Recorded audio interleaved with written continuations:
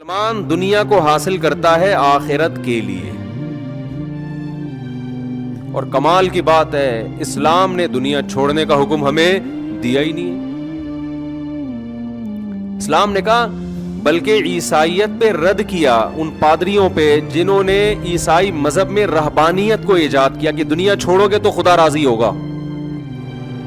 عیسائیت جو رہبانیت کی طرف گئی نا، اس کے بڑے نقصانات کیا ہوئے۔ یہ اسلام کے عروج کا دور تھا جب اسلام اپنی بلندیوں پہ پہنچا ہوا تھا۔ گریٹ امپائر مسلمانوں کی امپائرز تھی۔ اس وقت سائنسی ترقی بھی مسلمانوں کی عروج پہ تھی، اور یورپ تاریکیوں میں ڈوبا ہوا تھا۔ سائنسی ترقی بھی نہیں تھی، توہم پرستی بہت زیادہ، نہ صفائی ستھرائی، اور عیسائیت اپنے زور پہ تھی یورپ میں۔ اب آپ دیکھیں ادھر عیسائیت زور پہ ہے، سائنسی ترقی نل ہے، ادھر اسلام عروج پہ ہے، اور مسلمان سائنٹسٹ جو تھے وہ بھی کس پہ تھے؟ عروج پہ تھے۔ اس کا مطلب اسلام جب آیا تو سائنس نے ترقی کرنا، بولو نا، شروع کی ہے۔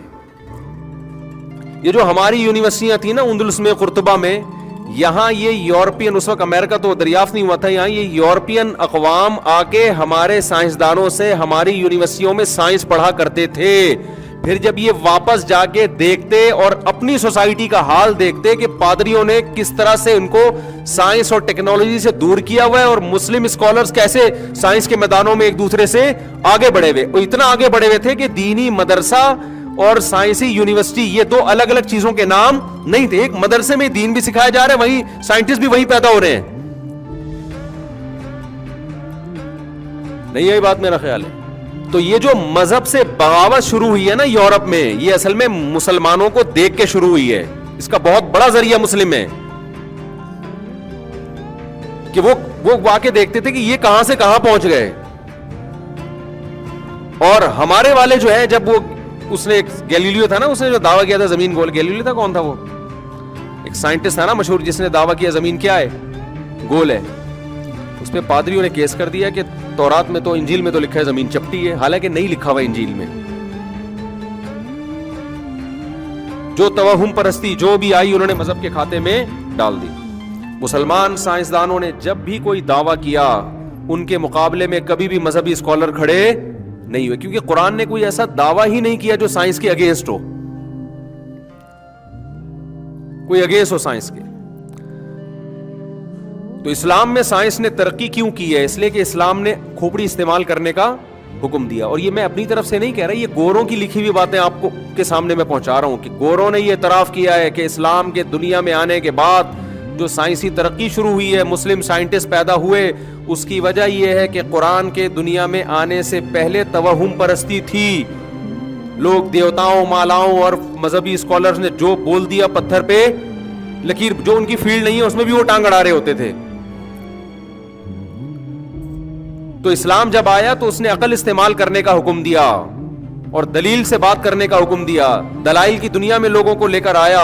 اس کے بعد سے مسلمانوں نے جہاں روحانی ترقی کی ہے وہاں مادی ترقی بھی شروع ہوئی ہے۔ تو آپ بتاؤ، مسلم قوم کی روحانی اور مادی ترقی ایک ساتھ ہوئی ہے، تو روحانی ترقی پہلے پھر اس کے نتیجے میں مادی۔ اس سے پتہ چلتا ہے کہ روحانی ترقی آپ کو مادی ترقی سے نہیں روکتی۔ یہ جو آج روحانیت کا کانسیپٹ ہے نا کہ کچھ بھی نہ آتا ہو حضرت جی کو، حضرت جی کو پتہ ہی نہ ہو، تو یہ اسلام کا پیش کردہ تصور نہیں ہے۔ ہمارے نبی صلی اللہ علیہ وسلم نے مادی اسباب بھرپور طریقے سے استعمال کیا۔ آپ کو پتہ ہے جب مدینہ آپ صلی اللہ علیہ وسلم ہجرت کر کے آئے تو تجارت بھی یہودیوں کے ہاتھ میں، اسلحہ کی فیکٹریاں بھی کس کے ہاتھ میں تھیں؟ یہودیوں کے ہاتھ میں۔ آپ صلی اللہ علیہ وسلم نے مدینہ منورہ میں جہاں مسجد قائم کی ہے، جیسے اسی طرح آپ نے بازار بھی قائم کیا تاکہ تجارت یہودیوں کے ہاتھ سے نکل کے کس کے ہاتھ میں جائے؟ مسلمانوں کے ہاتھ میں جائے، ہم ان پہ ڈیپینڈ نہ کریں۔ تو آج دین دنیا دونوں ایک دوسرے سے کیا ہو گئے ہیں؟ بولو نا، الگ۔ تو میں جو بار بار کہہ رہا ہوں نا، ہدف آخرت بنانا ہے، تو ایسا نہ ہو کہ آپ یہ سمجھیں کہ ہم نے اب پڑھائی چھوڑ دینی ہے، ہم نے اب صحت بنانے کی فکر چھوڑ دینی ہے، ہمیں دنیا کا پتہ ہی نہ ہو۔ یہ ہرگز مطلب بولو نہیں ہے، یہ تو رہبانیت ہے۔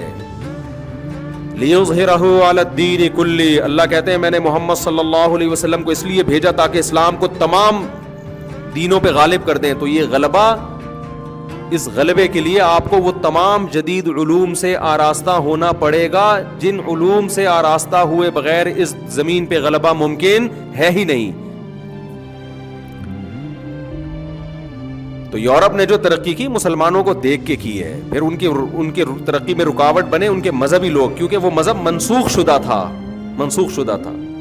لیکن پھر ایسی مذہب کی بغاوت کی ہے کہ عیسائیت میں جو صحیح چیزیں تھیں ان کو بھی چھوڑ دیا انہوں نے. عیسائیت زنا سے روکتی ہے جیسے اسلام روکتا ہے. انہوں نے کہا اب عیسائیت کو ہم جب نکالیں گے نا اپنے کلچر سے تو زنا بھی شروع کیا. عیسائیت ہومو سیکشولیٹی کی قائل نہیں ہے. حضرت عیسیٰ علیہ السلام کی تعلیمات ہیں، لوط علیہ السلام کا واقعہ تورات میں بھی ہے، انجیل میں بھی ہے. لیکن انہوں نے ایسی بغاوت کی ہے نا، جب ریئیکشن ہوتا ہے تو بڑا سخت ریئیکشن ہوا. انہوں نے کہا مذہب کو نکالو بالکل. اگر اسلام کو فالو نہ کرتے تو بھائی تم عیسائیت کو ہی کر لیتے، اور جو چیز اس کی آپ کو لگ رہا ہے کہ پادری جہاں رکاوٹ ڈال رہے ترقی میں، اس رکاوٹ کو قبول نہ کرتے. لیکن اتنی بغاوت کی تو اس سے تو اس عیسائیت کروڑا گنا بہتر تھی. کم از کم فیملی سسٹم تو بنا ہوا تھا نا، ابا اماں کا احترام تو تھا نا، استاذ کا احترام، ابا اماں کا احترام، رشتہ داری، بہن بھائی. یہ تو عیسائیت میں بھی وہی حقوق ہے جو اسلام بتاتا ہے. تو ایسا بغاوت کی ہے کہ وہ ترقی کی تو عروج پہ پہنچ گئے، مگر روحانیت کی ایسی پستیوں میں جا کے گرے ہیں کہ اس سے زیادہ پستی کی مثال ملتی نہیں ہے. تو خیر میں عرض کر رہا تھا جلدی سے بات کو سمیٹ کے ختم کروں. ہماری بات اسی طرح چلتی ہے بھائی، کیا کریں، مجبور ہیں یار.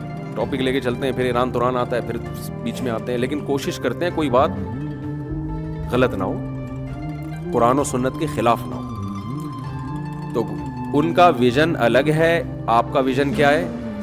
ان کا گول الگ ہے، آپ کا گول، آپ کا ہدف الگ، ان کا الگ. تو آپ نے ہدف کس کو بنانا ہے؟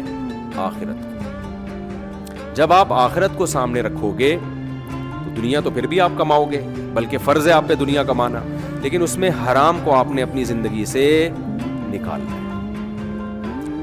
گورا ٹینشن دور کرنے کے لیے شراب پیتا ہے، آپ ٹینشن دور کرنے کے لیے سو جاؤ اچھے بچوں کی طرح. یہ بہترین طریقہ ہے بھائی. پھر بھی نیند نہیں آ رہی، بھاگو دوڑو ورزش کرو، تھکو گے نیند آ جائے گی. پھر بھی نیند نہیں آ رہی تو ڈاکٹر سے پوچھ کے کبھی کبھار ایک آدھ نیند کی گولی کھا لی. کبھی کبھار عادت نہیں ڈال لینا ورنہ اس چرس سے زیادہ اس پہ سیٹ ہو جاؤ گے پھر تم. یہ نیند کی گولیاں اور یہ سب کھوپڑیوں کو آؤٹ کرتی ہے. قرآن کھول کے بیٹھ جائیں، کہہ رہے نیند آ جائے گی. بیوی سے باتیں شروع کر دیں، نیند آ جائے گی. تو ڈاکٹر کہتے ہیں، میں میڈیکل سائنس میں ٹانگ نہیں اڑا رہا، ڈاکٹروں سے سنی ہوئی باتیں نقل کر رہا ہوں کہ نیند کی گولی کبھی کبھار کھانے میں کوئی حرج نہیں ہے، لیکن عادت نہ ڈالیں اس کی.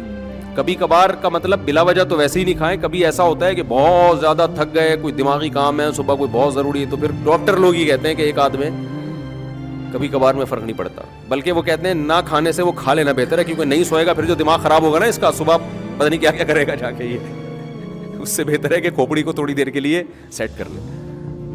لیکن یہ ایک دفعہ میں یہ عادت پڑتی ہے، یہ بھی ذہن میں رکھو. جو پھر آدمی کو مزہ آتا ہے پھر کہتا ہے کل بھی کھاؤں گا، یہ نہ کریں آپ کام، یہ بہت ڈینجرس ہے.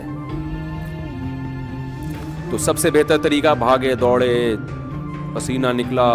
جب جسمانی طور پر آدمی تھکتا ہے تو دماغی طور پہ اس کو سکون ملتا ہے. تو گورا پیے گا شراب، آپ نے شراب نہیں پینی، کیونکہ یہ آپ کو آپ کے آخرت سے کیا کر رہا ہے؟ یہ عمل ہٹا رہا ہے. تو اب کرنا کیا ہے؟ پہلے تو میں نے بتا دیا ہدف آخرت ہے. اب آخرت کے لیے آپ کو دنیا بھی کرنی ہے، ظاہر ہے. پہلے تو اللہ میاں نے 5 عبادتیں ہمیں بتائی ہیں. گورا ان 5 عبادتوں کو ٹائم ویسٹنگ سمجھے گا. کیا خیال ہے بھائی؟ دیکھو کل پیپر ہے، گورے کو پتا ہے کہ کل میں نے امتحان دینا ہے. ہندو کو پتا ہے کہ کل میرا، گورے ہی بات نہیں، اس میں ہندو بھی داخل ہیں، سکھ بھی داخل ہیں. اس سکھ سے مجھے یاد آیا، ابھی ایک سکھ ہیں، ان سردار جی نے میرے خلاف کوئی کلپ بنایا ہے. میں نے کہا داڑھی بڑھاؤ، اور سکھ مذہب میں یہ کہ سب جگہ. تو یہ خوب سمجھ لیں نیچے نا کچھ لوگوں نے طنز کیے ہوئے ہیں سردار جی پہ. تو یہ طنز کرنا ہمارا طریقہ نہیں ہے.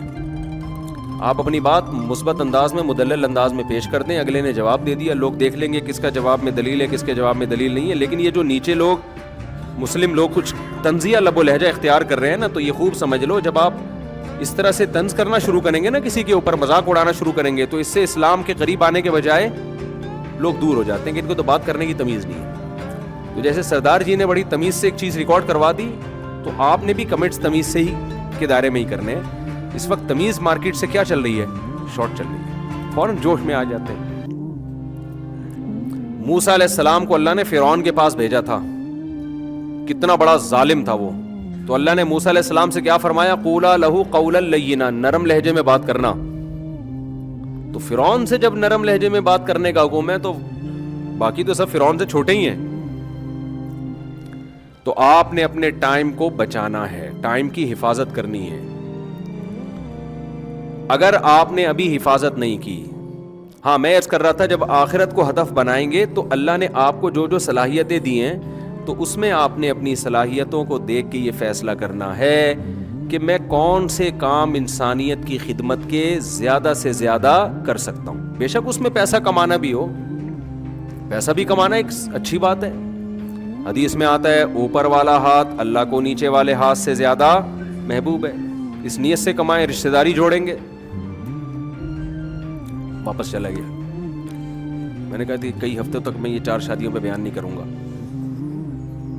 خواتین بہت ناراض ہوتی ہیں. یعنی پیسہ آیا تو میں یہ کہنے والا تھا کہ جب آئے گا تو پھر ہم 4 کر لیں گے, کیونکہ اس میں رشتہ ملنا آسان ہوتا ہے. لیکن میں نے کہا یہ بات اب بہت ہو گئی ہے, پھر کبھی کسی وقت یہاں تک آئی تھی, پھر وہ نکل کے پھر وہ آ گئی نا یہاں تک, اب اس لیے میں نے کہا اب واپس لے جانا ٹھیک نہیں ہے. 4 بیوہ. تو ہر انسان کو اللہ نے مختلف قسم کی صلاحیت, کسی کو اللہ نے کاروباری دماغ دیا ہوتا ہے, کسی کو اللہ نے پڑھنے کے لیے بڑا اچھا دماغ دیا ہوا ہوتا ہے, کوئی جسمانی طور پر بڑا مضبوط ہوتا ہے, اوپر سے کیا ہوتا ہے خالی ہوتا ہے, جسمانی طور پر بڑا مضبوط ہوتا ہے وہ. اور کوئی بہت سارے صلاحیتیں ہیں نا, وہ تو آپ خود فیصلہ کریں. تو اب میں یہاں تک پہنچنا چاہتا ہوں کیونکہ آپ میں اگر پاور ہوگی, طاقت ہوگی, چاہے ٹیکنالوجی کے لحاظ سے ہو, چاہے وہ آپ نالج کے لحاظ سے ہو, چاہے جسمانی قوت کے لحاظ سے ہو, تو آپ وہ کام قوم کے لیے اللہ کو راضی کرنے کے لیے کر سکتے ہیں جو کمزور آدمی جس میں وہ صلاحیت نہیں ہے وہ آدمی نہیں کر سکتا.